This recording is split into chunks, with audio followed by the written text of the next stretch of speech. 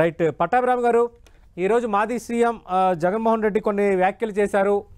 అసలు కోటి పరిహారం ఇచ్చిన ప్రభుత్వం మొదట మాదే, కోటి పరిహారాన్ని 24 గంటల్లోనే చెల్లించాము, కోటి పరిహారం 23 వారాలు గడువిస్తున్నా 3 వారాల్లోపు చెల్లించకపోతే బాధితుల తరపున ఇక్కడే ధర్నా చేస్తా, ఇక్కడే ఆందోళన చేస్తానంటే ఆయన ఒక స్టేట్మెంట్ చేశారు. మీరు కూడా వినే ఉంటారు. మాజీ సీఎం కామెంట్స్పై మీ స్పందన ఏంటి? సతీష్ గారు, మీకు ప్యానెల్లో ఉన్న రవిచంద్రారెడ్డి గారికి 10 టీవీ ప్రేక్షకులందరికీ కూడా హృదయపూర్వక నమస్కారం. నమస్తే సార్. విన్నాను, నేను కూడా మాజీ ముఖ్యమంత్రి జగన్ రెడ్డి గారు అన్న మాటలు విన్నాను. ఆయన ఏదో నేను ధర్నా చేస్తాను, ఏదో ఉద్యమం చేస్తానని చెప్తా ఉన్నారు. కానీ అటువంటి అవసరం ఏమీ లేకుండానే ప్రభుత్వం పరిహారం దగ్గర నుంచి అన్ని రకాలుగా బాధితుల్ని ఆదుకునే ప్రయత్నం ఆల్రెడీ చేస్తా ఉంది. ముఖ్యమంత్రి గారు స్వయంగా వెళ్లారు, బాధితులకి ఆ పరిహారం చెక్కులు ఇస్తా ఉన్నారు, హాస్పిటల్స్ లో వాళ్ళ ట్రీట్మెంట్ జరుగుతూ ఉంది. అన్ని రకాలుగా కూడా ప్రభుత్వం సంబంధిత మంత్రుల్ని, సీనియర్ అధికారుల్ని, ప్రిన్సిపల్ సెక్రటరీ హెల్త్ దగ్గర నుంచి అందరినీ అక్కడ కూర్చోబెట్టి అన్ని పర్యవేక్షిస్తా ఉంది. కాబట్టి జగన్మోహన్ రెడ్డి గారు ధర్నాలు, ఉద్యమాలు చేయాల్సిన అవసరం లేదు. ఆయన చేయాల్సిన సమయంలో ఏం చేయకుండా ఇప్పుడు వచ్చి నేను చేస్తానంటే, ఇవాళ నిజంగా మాట్లాడితే సతీష్ గారు, తాడేపల్లి ప్యాలెస్ ఎదురుగుండా విశాఖపట్నంలో నాట్ ఓన్లీ ఈ ఎసెన్షియా ఫార్మాకి సంబంధించిన కార్మికులు, ఇంకా అనేక ప్రమాదాల్లో ప్రాణాలు కోల్పోయినటువంటి 120 మంది కుటుంబ సభ్యులు కానివ్వండి, గాయపడినటువంటి వారి కుటుంబ సభ్యులు కానివ్వండి, వీరందరూ వెళ్ళి జగన్మోహన్ రెడ్డి గారి ఇంటి ముందు తాడేపల్లి ప్యాలెస్ ముందు ధర్నా చేయాలి. మీ యొక్క నిర్లక్ష్యం వల్ల, మీ ప్రభుత్వం యొక్క ఉదాసీనత వల్ల ఇన్ని ప్రమాదాలు జరిగాయి, ఇంతమంది ప్రాణాలు కోల్పోయారని చెప్పి ఇవాళ కూడా విలేకరులు ఆ ప్రశ్న అడిగితే జగన్మోహన్ రెడ్డి గారు వాచ్ చూపించి నా విమానం టైం అయిపోతుంది, నేను వెళ్ళిపోవాలని చెప్పి సమాధానం చెప్పకుండా వెళ్ళిపోయారు. నా చేతిలో ఇదిగోండి ఎసెన్షియా ఫార్మా వాళ్ళ audit report, third party audit report, ఇదిగోండి 2023 డేట్ కూడా కనపడుతుంది కదా, 2023లో ఇచ్చారు ఆడిట్ రిపోర్ట్. దీనిలో వాళ్ళు చాలా క్లియర్ గా వాళ్ళు మెన్షన్ చేసింది ఏంటంటే, are corrosion protection measures employed in pipelines అని రాస్తే, no recommended for implementation for pipelines protection system. Corrosion వల్ల పైప్ లైన్స్ దెబ్బతినకుండా ఏమన్నా సిస్టమ్స్ ఉన్నాయా అని వాళ్ళు ఆడిట్ చేస్తే లేవు, ఇంకా కూడా పైప్ లైన్ ప్రొటెక్షన్ సిస్టమ్ ఏర్పాటు చేయాలి అని చెప్పి రిపోర్ట్ లో రాశారు. What is the frequency and method of testing of the pipeline? Pipeline testing methodology is not yet implemented. Pipelines ని టెస్ట్ చేసే మెథడాలజీ కూడా ఎసెన్షియా ఫార్మాలో లేదు అని రిపోర్ట్ లో ఇచ్చారు.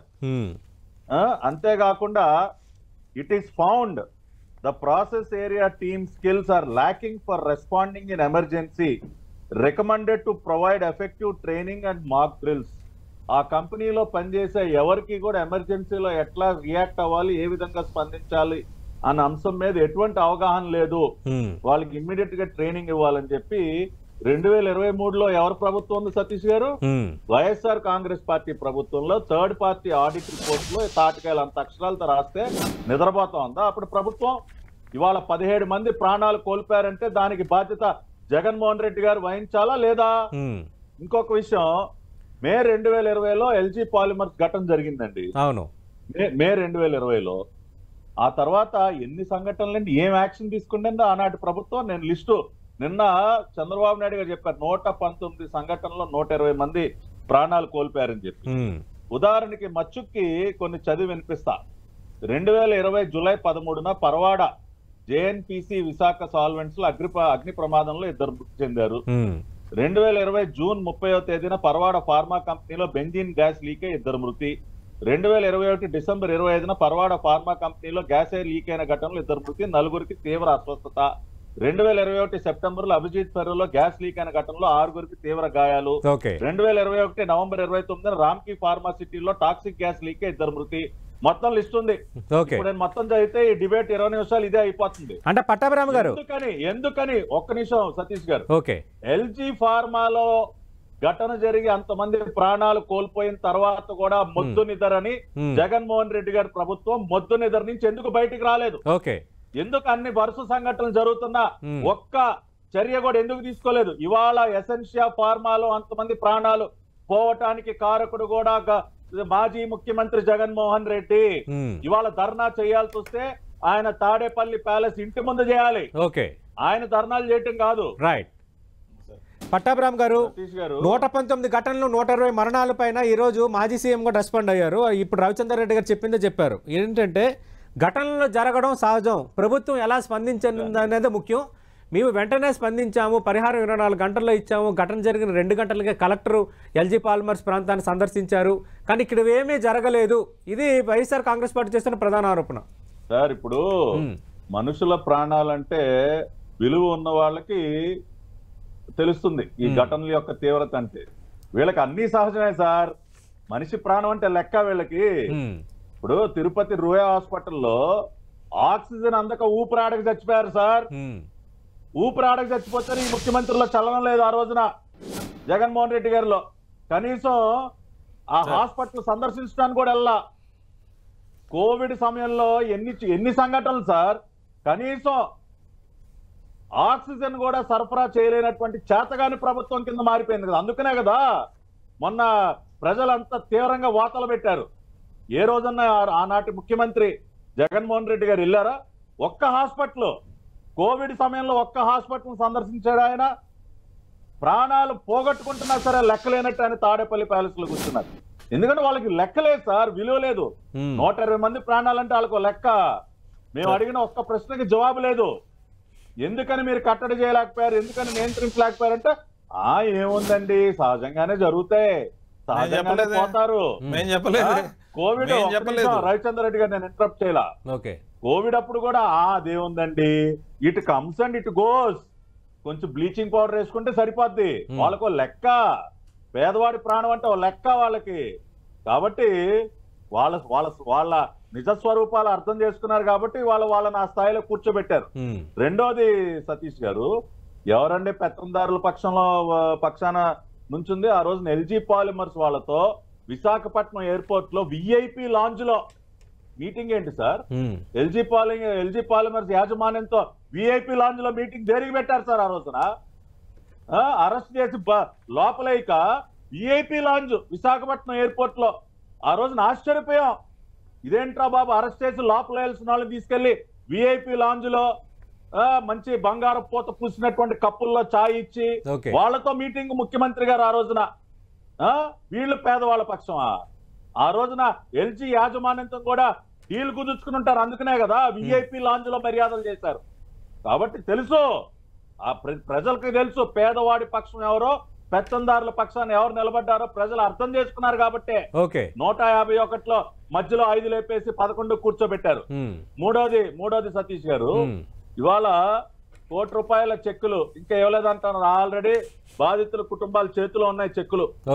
ఇవాళ మా ఎమ్మెల్యేలు వెళ్ళి ఆ చెక్కులన్నీ కూడా అందించే కార్యక్రమం అప్పుడు ప్రభుత్వం ఇచ్చింది, ఇప్పుడు కంపెనీ చేత ఇప్పిస్తున్నారు అంటున్నారు రవిచంద్ర రెడ్డి గారు. సార్ ₹1 పరిహారం అనౌన్స్ చేశారు.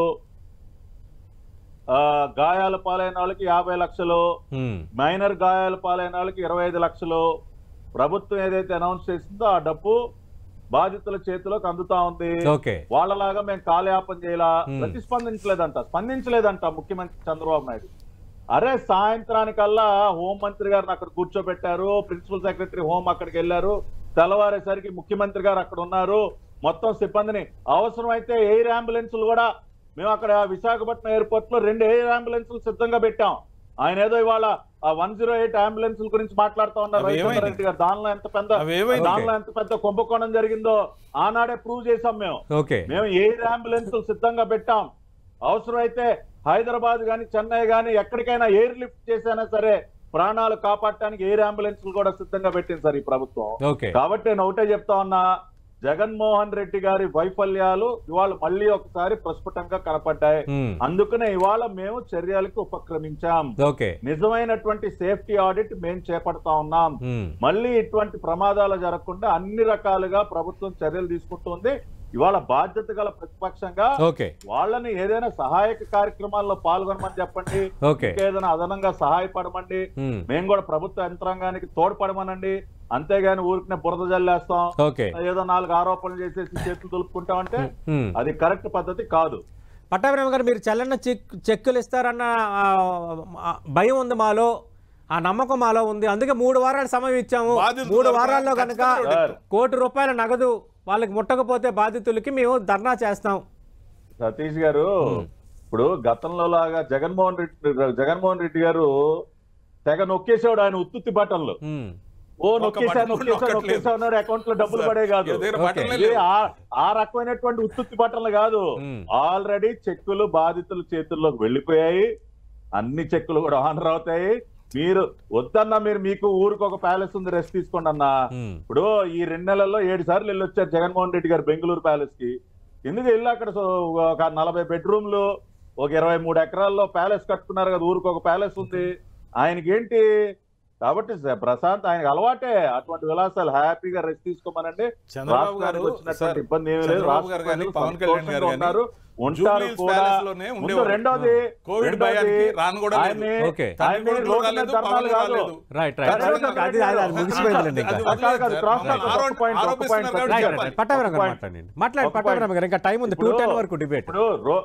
రోడ్డు మీద ధర్నాలు చేయటం కాదు, ధైర్యంగా శాసనసభకు రమ్మనండి, అసెంబ్లీకి రమ్మనండి, అన్ని ఇష్యూస్ మీద ప్రభుత్వాన్ని నిలదీయమనండి. ఆయన చేసే పోరాటాన్ని, ఆయన వాళ్ళ పులివెందుల శాసనసభ్యుడండి, ఆయన దర్జాగా శాసనసభకు రావచ్చు. ఆయన వెనకమాల క్రికెట్ టీమ్ లో ఉన్నట్టు ఇంకో 10 మంది ఉన్నారు, హ్యాపీగా రమ్మనండి. 11 మందిని వచ్చి కూర్చోమనండి. వాళ్ళకి మాట్లాడే అవకాశాలు ఉంటే ఆ పని చేయకుండా నా క్యాబినెట్ ర్యాంక్ కావాలి, సతీష్ గారు నా క్యాబినెట్ ర్యాంక్ ఉంటేనే నేను వస్తా, నాకు ల్యాండ్ క్రూజర్ వాహనం ఇస్తేనే నేను వస్తా, నేను టాటా సఫారీ ఎక్కను. ఏంటి సార్ ఇది? చిన్నపిల్లాడు కనుక లాలీపాప్ కోసం ఏడిసినట్టు అలా కాదు జగన్మోహన్ రెడ్డి గారు. మీరు రండి, శాసనసభకు రండి, చక్కగా మీరు మీ వాదన వినిపించండి, ప్రభుత్వాన్ని నిలదీయండి. అటువంటి అవకాశాలు వినియోగించకుండా నేను రోడ్డు మీద ధర్నా చేస్తా, ఇంకేదో చేస్తా, చేయండి, అది కూడా తప్పులేదు. ఇప్పుడు గతంలో లాగా ప్రజాస్వామ్యాన్ని కూనీ చేసేటటువంటి పరిస్థితులు ఈ రాష్ట్రంలో ఉండవు. మీరు మా వాళ్ళని రోడ్ల మీద నరికి చంపినా కూడా మేము ఇంకా సంయమనం పాటిస్తా ఉన్నాం. మొన్న ఢిల్లీ వెళ్ళి 36 మంది చంపేశారు. లిస్ట్ ఇవ్వండి సార్. ఢిల్లీలో ఇంగ్లీష్ లో ఆయనకు అర్థమయ్యే భాషలో, sir can you kindly provide us the list of the names of the people whom you are quoting, please give me the list of 36 people. and ఈ రోజు వరకు ఈవెన్ టుడే రవిచంద్రారెడ్డి గారి జేబులో ఉందని తీమనండి ఆ లిస్టు. పచ్చి అబద్ధాలు సార్, పొద్దున్న లేస్తే పచ్చి అబద్ధాలు. కాబట్టి మై ఓన్లీ అడ్వైజ్ ఈస్ నిర్మాణాత్మకంగా వ్యవహరించండి. మీరు ధర్నాలు ఏదన్నా చేయాల్సి వస్తే మీళ్ల ముందు చేయాలి, కానీ ఇక్కడ ఈ ప్రభుత్వంలో అటువంటి అవసరాలు ఏం లేవు. వైజాగ్ ఘటనలో బాధితులు కూడా అన్ని రకాలుగా మేము ఇప్పటికే వాళ్ళకి పరిహారాలు చెల్లించు, అన్ని రకాల ఏర్పాట్లు చేసాం. మేము భవిష్యత్తులో కూడా జరగకుండా ఇటువంటి ఘటనలు అన్ని రకాలుగా జాగ్రత్తలు కూడా తీసుకుంటుంది ఈ ప్రభుత్వం. మొద్దు నిద్రపోదు, ఊరికనే ఏదో తూతు మంత్రంగా కంటి తుడిపి చర్యలు మేము చేయము. అదే విధంగా విఐపి లాంజ్ల్లో డీల్స్ కూడా కుదుర్చుకునే అలవాటు లేదండి. విఐపి లాంజ్లో డీల్స్ కూడా కుదుర్చుకునే అలవాటు లేదు, మీరు ఎల్జీ పాలిమర్స్ వాళ్ళతో సెట్ చేసుకున్నట్టు. రైట్ రవిచంద్ర రెడ్డి గారు, ఈ ధర్నాలు దేనికని అడుగుతున్నారు పట్టాభిరామ్ గారు. ఆల్రెడీ 3 వారాల్లో ఇవ్వకపోతే ధర్నా చేస్తామన్నారు. కానీ మీ హయాంలో 119 సంఘటనలు జరిగి 120 మంది చనిపోయారు. కాబట్టి ఆ బాధిత కుటుంబాలన్నీ తాడేపల్లిలో ఉన్న జగన్ నివాసం ముందు ధర్నా చేయాలని పట్టాభిరామ్ గారు అంటున్నారు. సార్, అందరికీ బాధితులకి పరిహారం చేయడంతో పాటు వాళ్ళకి సానుభూతి వ్యక్తం చేయడంతో పాటు పునర్నిర్మాణ చర్యలకు కావాల్సిన కంప్లీట్ సహాయ సహకారాలు అందించిన ప్రభుత్వం వైఎస్ఆర్సీపీ ప్రభుత్వం. పదే రిపీటెడ్ గా చెప్పింది ఏంటంటే, ఎల్జీ పాలిమర్స్ వాళ్ళు విఐపి లాంజ్లోనే వచ్చి వాళ్ళు వివరణ ఇచ్చుకునేందుకు వచ్చారు. కానీ వివరణ తీసుకుని సంతృప్తి చెందని వైఎస్ జగన్మోహన్ రెడ్డి గారు వాళ్ళని నిష్కర్షగా అరెస్ట్ చేయించడం జరిగింది. అంటే మమ్మల్ని కలిసారని వదిలేసామా? కంపెనీని ఏ విధంగా శాసించామో, ముఖ్యంగా ఏదైతే ఆ మిగతా విషపూరితమైన దాన్ని వేరే దేశాలకి వెనక్కి పంపించామో నిర్మాణాత్మకమైన చర్యలు తీసుకోవడం జరిగింది. మొహమాటాలకు పోని ప్రభుత్వం, బాధితులకు అండగా నిలిచిన ప్రభుత్వం, వెంటనే స్పందించిన ప్రభుత్వం వైఎస్ఆర్సీపీ ప్రభుత్వం. అలాంటి నాయకుడు వైఎస్ జగన్మోహన్ రెడ్డి గారు. మేము 6 మంది ఐఏఎస్లతో కమిటీ వేస్తే, గొప్ప కమిటీ వేశారు సార్ అప్పుడు ఎల్జీ పాలిమర్స్ మీద. 6 మంది ఐఏఎస్లకి ఏం నాలెడ్జ్ లేదని వీళ్ళు ఎద్దేవా చేసి వీళ్ళు వేసిన కమిటీ ఏంటో తెలుసా సార్? అచ్చెన్నాయుడు గారు, మరి చిన్నరాజప్ప గారు, నిమ్మల రామానాయుడు గారు. నిమ్మల రామానాయుడు గారు మీకు తెలుసు కదా సార్, ఇప్పుడు పాపం ఇరిగేషన్ మినిస్టర్గా ఉన్నారు. నీకు 15,000 నీకు 15,000 నీకు 15,000తో చాలా పాపులర్ అయ్యారు. కానీ ఏ బటన్ వత్తడానికి ఏ 15,000 ఒక్కరికి కూడా ఇవ్వకుండా సున్నా జుట్టి ఈసారి ఒక్కరికి కూడా 15,000 ఇవ్వకుండా ఉన్న ఘనత నిమ్మల రామానాయుడు గారు. చాలా అద్భుతమైన వ్యక్తి సార్. నీకు 18,000 మహిళలను చూపించి చెప్పడం అన్ని వస్తాయి. ఎప్పుడు స్పెషల్ ఫ్లైట్ లో వస్తాయి. 5 ఏళ్ల తర్వాత ఇస్తారా? 5 ఏళ్ల తర్వాత ఇస్తారా? కళ్ళు బయర్లు గమ్మే విధంగా ఇప్పటికే 15,000 కోట్ల రూపాయలు అప్పు అమరావతికి వస్తా ఉంది. అప్పుడు గ్రాంట్ గా చెప్తారు, గొప్పలు చెప్పడం తప్ప మీకు తిప్పలు తప్ప. మీరు ఇచ్చిన హామీలు అమలు చేస్తే, మీరు ఇచ్చిన హామీలన్నీ అమలు చేస్తే మీరు మాట్లాడితే మేము గమ్మునుంటాం. మేము నిష్కర్షగా చెప్తున్నాం, మీరు ఇచ్చిన హామీలు తూచా తప్పకుండా అమలు చేయండి, మేము మాట్లాడకుండా ఉంటాం. మీరు ఇచ్చిన ఏ హామీ ఫెయిల్ అయినా మేము మిమ్మల్ని నిలదీసే హక్కు పూర్తిగా కలిగి ఉంది. శాసనసభకు రమ్మని సవాల్ విసరడం కాదు. శాసనసభలో కొన్ని కారణాలు ఎందుకు కోరుతున్నాం అంటే, ఉన్న మొత్తం సభ్యులు ప్రతిపక్షంగా కాకుండా అధికార పక్షంగా ఉన్నారు. ప్రతిపక్షంగా ప్రజల గొంతుగా ప్రశ్నించేది ఒక్క మా పార్టీయే కాబట్టి, మిగతా అందరూ కలగాపలకం కాబట్టి మేము ప్రతిపక్ష హోదా మేము అడిగాం. రాజ్యాంగంలో ఎక్కడన్నా 10% ఉందని కంపల్సరీ అని రాసుంటే మాకు చూపిమనండి, నిబంధన ఫాలో అవుతాం. తర్వాత ఇంకొకటి సార్, సార్ మీరు రామని ఇంకా చెప్పలేదు కానీ ఒకటి ఉంది సార్, ఇక్కడ కారణం సతీష్ గారు, ఇక్కడ కారణం ఉంది. మొన్నటి అసెంబ్లీ సెషన్ లో ఒక రోజుదే కోట్ చేస్తున్నా, 2 గంటల సభా సమయం ఏదైతే కేటాయింపు జరిగిందో మొత్తం మాట్లాడే వక్తలందరికీ వైఎస్ఆర్సీపీకి కేటాయించింది కేవలం 8 నిమిషాలు. మరి 1 గంట 52 నిమిషాలు వాళ్ళు తీసుకొని 8 నిమిషాలు మమ్మల్ని మాట్లాడమంటే, ముగ్గురు భజన చేసుకుంటుంటే, అమలు చేయని హామీలన్నీ అటకెక్క వెజ్జవ చేస్తుంటే, మేము ప్రజల గొంతుగా ప్రశ్నించడానికి మాకు 8 నిమిషాలు ఇస్తే, మేము మాట్లాడే 8 నిమిషాల్లో కూడా వాళ్ళు హేళన చేస్తుంటే, మేము ప్రజల తరపున ప్రశ్నించడానికి అవకాశం ఉంటే సభకు ఖచ్చితంగా వెళ్తాం. ఎందుకంటే సభలో నిలదీస్తాం. ప్రతిపక్షంగా ప్రజల కోసం మాట్లాడే గొంతుగా ఏకైక గొంతుగా వైఎస్ఆర్సీపీకి ప్రతిపక్ష హోదా ఇవ్వకూడదని మీరు అనుకుంటున్నారు. ఇవ్వదగ్గ ధైర్యం ఉంటే మాకు సమయం వస్తుందని మేము కేబినెట్ ర్యాంక్ కోసం సమయం కోసం ప్రతిపక్ష హోదా అడుగుతున్నాం. కేబినెట్ ర్యాంక్ అధిరోహించిన 2 గంటల 10 నిమిషాల వరకు. సతీష్ గారు, ఇప్పుడు జగన్మోహన్ రెడ్డి గారు ఆయన సొంత డబ్బులతో కొనుక్కోవాలనుకుంటే మొత్తం రోల్స్ రాయిస్ కార్లే కొనుక్కోగలడు. ఆయన richest CM in the country sir. 2004లో ఉండండి, మీరు మాట్లాడారు కదా, నేను ఒక్కటే చెప్పా, poorest CM in the country Chandrababu Naidu మాట్లాడారు కదా, అయిపోయింది. Your turn is over. ఇప్పుడు రిచెస్ట్ సీఎం ఇన్ ద కంట్రీగా ఇవాళ అఫీషియల్ గా ముద్రయించుకున్నటువంటి వ్యక్తి కాబట్టి రోల్స్ రాయిస్ కార్లు పెట్టుకోమనండి, ఆయన సొంత డబ్బులతో కొనుక్కోమనండి. బెంజ్ కారులో తిరుగుతాడో, ఆయన రోల్స్ రాయిస్ కారులో తిరుగుతాడో. 5 సంవత్సరాల్లో 3,60,00,000 ఎగ్ పఫ్ఫులు తినేశారు సార్. తాడేపల్లి ప్యాలెస్ లో 3,60,00,000 ఎగ్ పఫ్ఫులు తినేశారు. వాళ్ళ సొమ్ము కాకపోతే దేన్నైనా వీళ్ళు ఈ రకంగానే తగలేస్తారు కదా. లక్షల రూపాయలు పెట్టి కమోడ్లు, బాత్ టబ్బులు, ఎగ్ పఫ్ఫులు, ఇది తగలేటుల్లో సిద్ధహస్తులు. కూడా ఒకటే చెప్తా ఉన్నాం సార్, చంద్రబాబు నాయుడు గారు ఆయన 2019లో ఆయన ఎన్నికల్లో ఓటమి పాలైన తర్వాత కనీసం ఎస్కార్ట్ కారు కూడా ఇవ్వలేదు. ఆయనకి ఎస్కార్ట్ వెహికల్ కూడా ఇవ్వాల. నేను ప్రత్యక్ష సాక్షిని. ఎస్కార్ట్ కూడా ఇవ్వాల. ట్రాఫిక్ లో ఆయన అదే ట్రాఫిక్ లో మామూలు సాధారణ వ్యక్తిగా ఆయన తిరిగారు, కనీసం ఎస్కార్ట్ వెహికల్ కూడా. కానీ ఇవాళ జగన్మోహన్ రెడ్డి గారికి 2-3 ఎస్కార్ట్ వెహికల్స్, జామర్లు, బుల్లెట్ ప్రూఫ్ వాహనాలు, ఈయన గారికి 960 మందితో భద్రత ఇవ్వాలంట. 960 మంది ఒక ముఖ్యమంత్రి ప్రచారం చేయడానికి ఒక్క నిమిషం సార్, ప్రస్తుతానికి క్రాస్ టాక్. ఆయన ఇంటి చుట్టూ చూశారు కదా, 30 అడుగుల ఇనప ఫ్రేము, ప్రజా సొమ్ముతో ఇనప ఫ్రేమ్ 30 అడుగులు. సార్ ఇవాళ రాష్ట్రపతి భవనంకైనా ఉందా సార్ అట్లా ఇనప ఫ్రేము? మీరు ప్రెసిడెంట్ రాష్ట్రపతి భవన్కి వెళ్ళారు, మనందరం చూసాం కదా, ఉందా? అంటే ప్రెసిడెంట్ కంటే ఈయన ప్రాణానికి ముప్పు ఉందా? రాష్ట్రపతి ప్రధానమంత్రి ఇంటికి కూడా 30 అడుగుల ఇనప కవచాలు లేవు సార్. కానీ జగన్మోహన్ రెడ్డి గారికి అవన్నీ అవసరం. ప్రతినిత్యం ఒక ఇన్సెక్యూరిటీ, ఒక భయంతో బ్రతుకుతూ ఉంటాడు ఆయన. కాబట్టి ఇవాళ ఒకటే చెప్తా ఉన్నాం సార్, ఆయనకి ఒక మాజీ ముఖ్యమంత్రి, నిన్న హోంమంత్రి అనిత గారు కూడా చెప్పారు, ఆయనకు ఒక ఎక్స్-సీఎం గా ఆయనకి ఇవ్వాల్సిన భద్రత అంతా కూడా మేము ప్రొవైడ్ చేస్తా ఉన్నాం, ఎక్కడా కూడా ఆయనకి ఎటువంటి ఇబ్బంది ఉండదని. చంద్రబాబు నాయుడు గారి పైన రాళ్ల దాడు ఆయన మొదటి 3 నెలల్లోనే అమరావతి వెళ్తే సార్ కర్రలు పెట్టి రాళ్లు పెట్టి ఆయన కాన్వాయ్ పైన దాడి జరిగితే ఆ రోజు జరుగుతుందండి భావ ప్రకటన స్వేచ్ఛ. మీకు గుర్తుంది కదా సార్ ఫేమస్ డైలాగ్.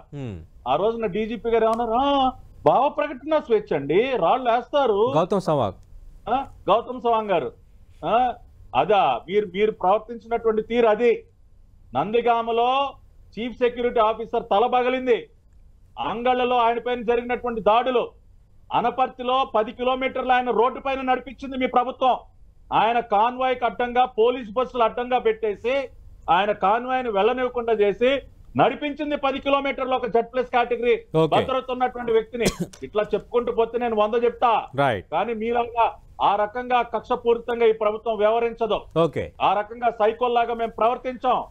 ఆయనకి ఇవ్వాల్సినటువంటి భద్రత ఖచ్చితంగా ఇస్తాం, రూల్ ప్రకారం ఎంత అవసరం అంత ఇస్తాం. రెండోది సతీష్ గారు పథకాల గురించి మాట్లాడుతూ ఉన్నారు. ప్రతి ఒక్క పథకాన్ని వాళ్ళలాగా మోసపూరిత హామీ లేదు ఇవ్వం. భారతీరెడ్డి గారి ఇంటికి వెళ్ళి, అమ్మా మీ ఇంట్లో ఎంతమంది బిడ్డలు ఉన్నారమ్మా? 2 2 15 30,000 అమ్మా. స్వయంగా ముఖ్యమంత్రి గారు సతీమణి ఇవాళ నిమ్మల రామానాయుడు గారి గురించి మాట్లాడుతా ఉన్నారు. ముఖ్యమంత్రి గారి సతీమణి 2019 ఎన్నికలకు ముందు ఇంటింటికి వెళ్ళి ఏం చెప్పారు సార్? ఎంతమంది పిల్లలమ్మా? 2 ముగ్గురు అయితే 45,000 అమ్మా. కానీ అధికారంలోకి వచ్చిన తర్వాత అబ్బెబ్బే మేము ఎక్కడన్నామండి, ఒకటే తల్లికే ఇస్తాం, మేము ఆ రకంగా చెయ్యం. మీకు ఎంత కడుపు మండినా ప్రతి ఒక్క బిడ్డకి తల్లికి వందనం పేరుతో మేము డబ్బులు ఇచ్చి తీరుతాం. జెలుసిల్ పేరు రాసుకోన్నా, జెలుసిల్ తాగండి, అది బాగా మీరు అందరూ. మీకు కడుపు మంటతో ఇబ్బంది పడతారు, జెలుసిల్ తాగండి. ఇష్యూస్ మీ రెండు పార్టీలు ఇప్పుడు మాట్లాడుకునేవే. గతంలో మీరు అధికారంలో ఉన్నారు, ఇప్పుడు పట్టాభిరామ్ గారు అధికారంలో ఉన్నారు. పట్టాభిరామ్ గారు, రెడ్ కేటగిరీలో చాలా పరిశ్రమలు ఉన్నాయి, ప్రధానంగా విశాఖ, అచ్యుతాపురం, అలాగే పరవాడ ఈ ప్రాంతాల్లో ఎక్కువ ప్రమాదాలు జరుగుతున్నాయి. ఖచ్చితంగా ఎలాంటి చర్యలు ఎక్స్పెక్ట్ చేయొచ్చు? ఎందుకంటే ఇన్సిడెంట్లు కంటిన్యూ అవుతూనే ఉన్నాయి. దీన్ని మనం అడ్డుకట్ట వేయలేమా? పార్టీలకు అతీతంగా ఒక అప్రోచ్ పరంగా చూసుకుంటే ఏం చెప్తారు? ఖచ్చితంగా ఈ ప్రమాదాలకు అడ్డుకట్ట వేయాలి. మళ్ళీ ఎవరు కూడా ప్రాణాలు కోల్పోని విధంగా కఠినమైనటువంటి చర్యలు తీసుకోవాలి. అందుకనే ముఖ్యమంత్రి గారు దానికి అనుగుణంగానే ఆదేశాలు ఇచ్చారు. ఒక నిజమైనటువంటి ఒక సిన్సియారిటీతో ఒక సేఫ్టీ ఆడిట్ ని మేము చేపడతా ఉన్నాం. ఇప్పుడు ఫ్యాక్టరీస్ ఇన్స్పెక్టర్స్ కానివ్వండి, బాయిలర్ ఇన్స్పెక్టర్స్ కానివ్వండి, రకరకాల డిపార్ట్మెంట్స్ ఏవైతే ఇన్వాల్వ్ అయి ఉన్నాయో వాళ్ళందరితో కూడా ఒక సేఫ్టీ ఆడిట్ జరిపించి ఎక్కడెక్కడ లోపాలు ఉన్నాయో అవతల ఎంత పెద్ద కంపెనీ అయినా సరే కరెక్ట్ గా ఆ మెజర్స్ అన్ని అమలు జరిగే విధంగా చర్యలు తీసుకుంటుంది. అదేవిధంగా వైఎస్ఆర్ కాంగ్రెస్ పార్టీ వాళ్ళు కూడా ఏమనుంటే ప్రభుత్వం దృష్టికి తీసుకురావచ్చు. సరే, వాళ్ళు ఫెయిల్ అయ్యారు, అయిపోయింది, ప్రజలు ఒక తీర్పు ఇచ్చేశారు, దట్ ఈస్ ఓవర్. కాబట్టి ఇప్పటికైనా వాళ్ళు కూడా బాధ్యతగా వ్యవహరించవచ్చు. ఏదైనా ఉంటే ఇష్యూ ఉంటే ప్రభుత్వం దృష్టికి తీసుకురావచ్చు. ఇదిగో ఇక్కడ ఈ రకంగా చేస్తే ప్రజలకు ఇంకా మేలు జరుగుతుంది, ఇటువంటి ప్రమాదాలు జరగకుండా ఉంటాయని కన్స్ట్రక్టివ్ గా ఇవ్వమనండి. We are welcome, we welcome it. So Jaganmohan Reddy గారు కూడా ఒక లేఖ రాయొచ్చు ముఖ్యమంత్రి గారికి, ఇదిగోండి ఇవన్నీ చేస్తే బాగుంటుంది. సరే, గతంలో వాళ్ళు చేయలేకపోయినా ఓకే, అయిపోయి అది కాసేపు పక్కన పెట్టి మేము స్వీకరిస్తాం, దానికి ఏం ఇబ్బంది లేదు. ఈ ప్రభుత్వ ఉద్దేశం ఒకటే సార్, ప్రజలు క్షేమంగా ఉండాలి, ప్రజలకు ఎటువంటి ఇబ్బందులు కలగకూడదు, ప్రజలు ఎట్టి పరిస్థితుల్లో ప్రాణ నష్టం జరగకూడదు. దానికి ఎవరు ఎటువంటి సలహా సూచన ఇచ్చినా కూడా ఈ ప్రభుత్వం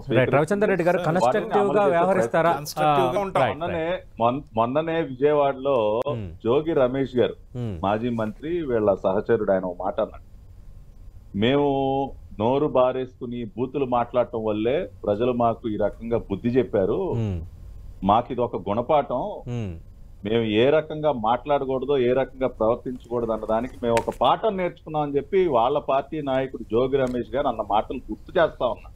కాబట్టి మేము ఏ రోజు కూడా అనవసరంగా అకారణంగా ఎవరిని కించపరచాలన్న ఆలోచనలు మాకు ఉండవు. వాళ్ళు ఆ రకంగా ప్రవర్తించారు కాబట్టే ఇవాళ వాళ్ళని ఆ రకంగా తొక్కేశారు ప్రజలు.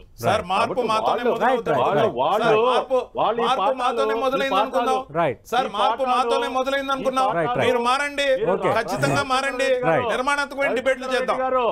మీరు ఈ పాఠాలని మీ పార్టీ నాయకులకి చెప్పండి. నిర్మాణాత్మకంగా చెప్పండి.